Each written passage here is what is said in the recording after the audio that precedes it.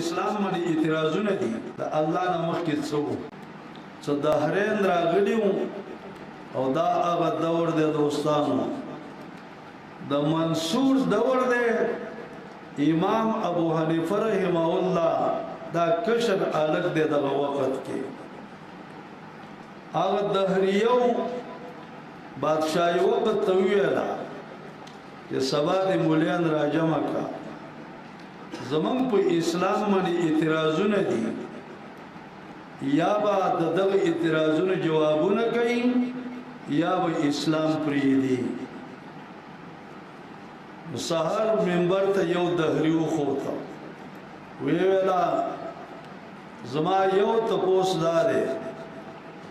چې تاسو مسلمانان وایو چې الله شته د الله نه مخکې څو دویم اعتراض د الله کم طرف ته مخ دی دریم اعتراض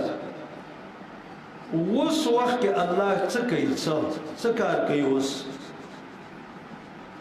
امام ابو حنیفه رحمه الله کشر الکو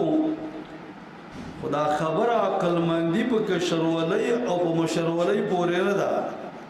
چې سړی مشر دا به ډېر عقل مندي چې کشر دی که بالکل عقل نه نه کله کله یو کشر سړی هغه ډېر عقل مند وي امام ابو حنیفه رحمه الله ویلا د دې دهریانو جواب زکوم پلار ورته وایي بچی ته جواب نشي کولی کشر هلکې دوی دې مولیان شته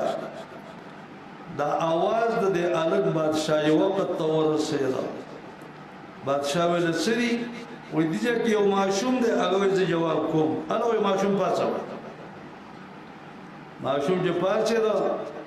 هغه کمیونست دی ویله د منبر نه کته کوشه د منبر نه کوشه امام ابو حنیفه رحمه الله په منبر کې ناست ورته ویل دې سړي یو تپوس کړی دی چې تاسو وایئ چې الله شته الله نه مخکې څو وایي زه ورته وایم چې په حساب باندې دا پوهېږي یو دوه درې لس زه دې تپوس کوم چې د یو نه مخکې څه دي هغه کمیونست وایي د یو نه مخکې څه نشته